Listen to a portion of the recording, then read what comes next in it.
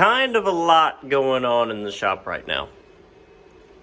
So much so that I can't even keep up with it. It seems like every time I go to do something, I get sidetracked and start a different project. And it sucks. I mean, I got stuff everywhere, as you can see. Did get a lot of parts in. I've got my bumpers for the wide body. They're here. My wheels showed up, so I mounted my tires on those bad boys. Those are gonna be sweet. Not that this matters, but I sandblasted this pulley so I could paint it because I started some stuff that I shouldn't have started yet. My brackets for my bumpers showed up from Jack Wood sold these to me. He bought them from Tribe. You know, got all the brakes and front suspension sorted out. Had it all bolted up, and then I was like, you know what? I ought to do the timing chain, because that needs to be done. Which it does, but does it need to be done right now? No. I still have to put floor pans in the car. Because I can't get that car out of here till I find out what I need for the floors. But here I go, diving into another project. So after I get this done, I'm going to cross it out the list, and then I'm going to pick something on the list, and then I'm going to do it before I start something else. And as I go, I'm going to add to the list. And this is all just like exterior engine stuff.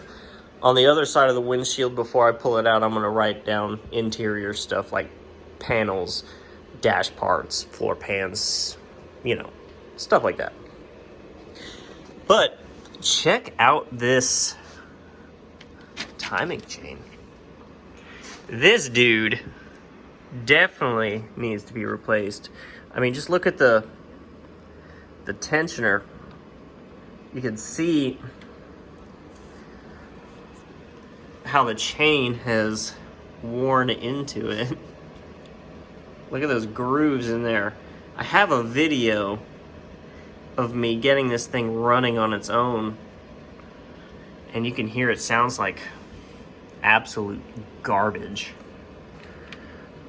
Like the engine's full of gravel. Look at the grooves in that dude. And I might throw that in this mix. A long time ago, I started a dedicated channel for this car and my AE82, but it was just too much to keep up with, so I've merged everything to one. But because I've lost the footage of like the beginning stages of this car after I brought it home and tried to get it running and cleaned it up, I lost all that stuff, so I can't re-upload it to this channel. But as I pull this apart, I'm going to show you a side-by-side comparison of the guides and the tensioner, just so you can see how crazy it is. You can see I've kind of been piddling around.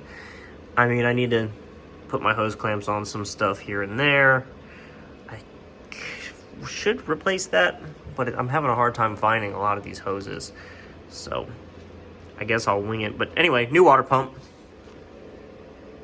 I've got a whole new gasket kit because I had to buy the whole kit just to get a valve cover gasket and an oil pan gasket, because those are two things that you can no longer buy separately, at least here in the US. And I had a hell of a time trying to find it on like Flo's website and all these other places overseas, and you can't find it anymore.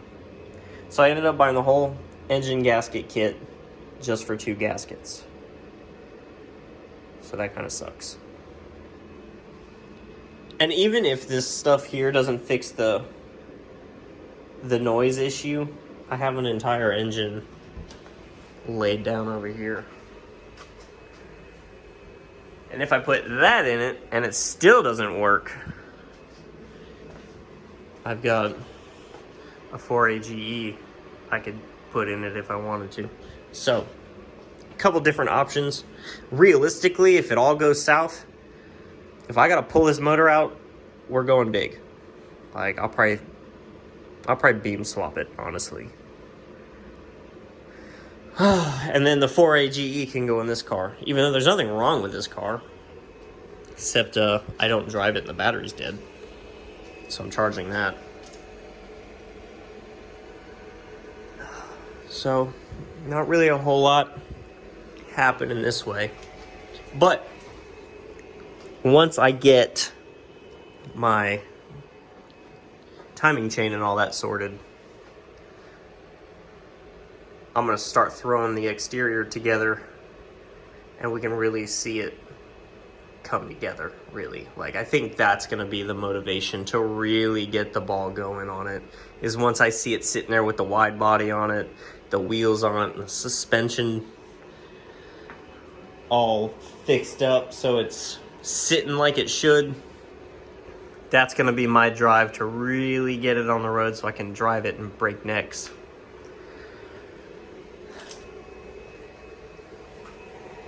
But that's it. That's the update. Like I said, not really much going on.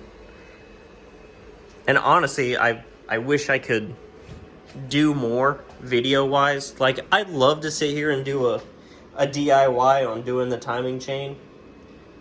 But I'm going to be real with you guys. I just don't have the time.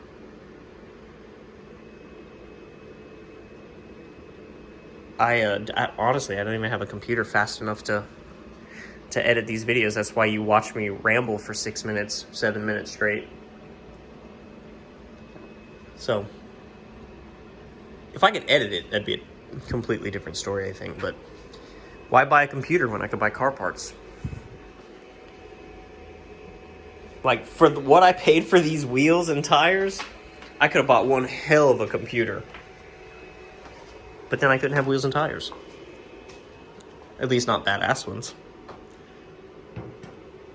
We can put my itty bitty Bridgestone Zona meshes on it, which are these bottom 4 here. They used to be on this car. But anyway, rambling. I'm gonna cut this off now. Hopefully the next little bit you'll see the side by side of the guides and the chain tensioner.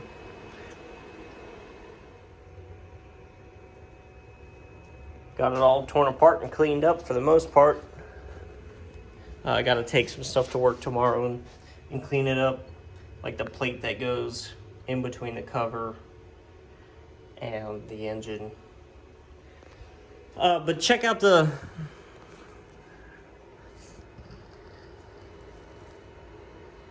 tensioner there compared to the new one. The guide really wasn't all that bad, so there's no sense in looking at that, but that's pretty serious there. But yeah, anyway, thanks for checking in, and I guess I'll see you next update.